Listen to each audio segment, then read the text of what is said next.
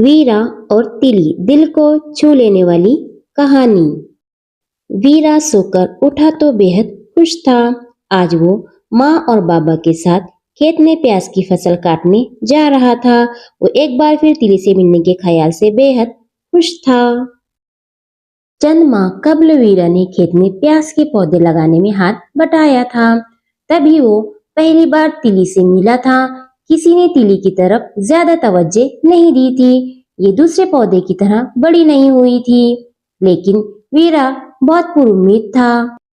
उसे इस बात का यकीन था कि अगर इसने ठीक से इसकी देखभाल की तो तिली एक अच्छी प्याज की शक्ल में तरक्की कर सकती है। अगर मशीन से पानी का फव्वारा तिली तक नहीं पहुंच पाता तो वो खुद ही उसे पानी देता। यहाँ तक कि टिड्डियों को खेत से बाहर भगाने के लिए वो इनके पीछे दौड़ता। टेम्पो के रुकते ही वीरा दौड़कर खेत में गया और तिली को तलाश करने लगा। उसे वो सफेद छोटा नजर आया जो इसने तिली के करीब रखा था। तिली धूप में चमक रही थी। इसके कुछ पत्ते जर्द होकर नीचे गिर गए थे। माँ ने उसे बताया कि ये अच्छी अलामत है। इससे पता चलता है कि प्याज पूरी तरह तैयार हो चुकी है और अब इसे जमीन से निकाला जा सकता है। सब लोग जमीन खोदकर प्याज निकालने लगे। घंटों की मेहनत के बाद एक को छोड़कर तमाम प्याज निकाल ली गई। माँ ने वीरा को कोहनी मारते हुए तिली की तरफ इशारा किया। वीरा के जहन में ढेर सारे सवालात खलबला रहे थे। अगर तिली एक अच्छी प्याज नहीं बन पाई तो क्या तिली अब इसे छोड़ देंगी? ये सब सोचकर वीरा सर्द पड़ गया और माँ से लिपट गया। माँ ने वीरा का हाथ पकड़ा और इसे तिली के पास लेकर आई। वो इसके इर्द गिर्द की मिट्टी को हटाने लगी। वीरा भी काम में लग गया और खुदाई शुरू कर दी। इसने प्याज को बाहर निकाला और इस पर जमी मिट्टी को साफ किया। इसका चेहरा खुशी से खिल उठा। तिली तू। एक गोल चमकदार और बैगनी रंग की प्याज तैयार हो गई थी। वीरा को फक्र का एहसास हुआ। इसने तिली को अपने सीने से लगाया। इसने देखा कि लोग अपने अंगूठे में हंसू फंसाए हुए हैं और पत्तों को प्याज से अलग कर रहे हैं। वीरा ने तिली के पत्तों को खुद ही काटा। वो तिली के सर पर बालों की लट की तरह लग रहे थे। बाबा ने बड़े बड़े तरपाल बिछाए। प्याजों को 5 दिनों तक सूखने के लिए फैला दिया गया। वीरा ने तिली को जोर से अपने सीने से लगा लिया। वीरा, क्या तुम तिली को 5 दिनों के लिए घर ले जाना चाहते हो? बाबा ने पूछा। वीरा ने जोर से कहा, हाँ।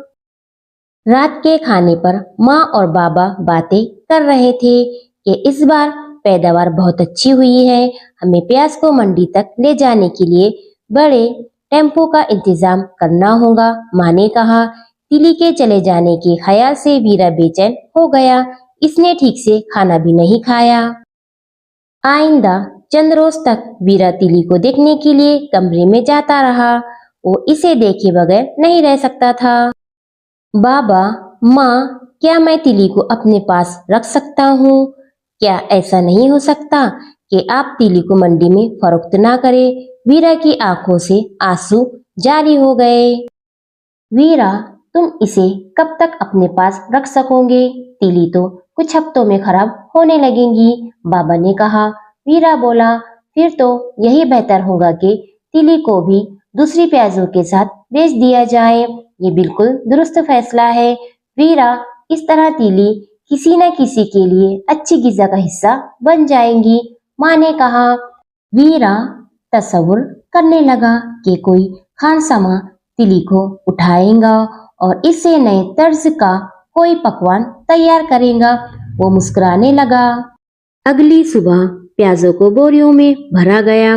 फिर बोरियों को टेम्पो पर लादा गया। वीरा तिली को हाथ में लेकर बोरियों के दरमियान आराम से बैठ गया।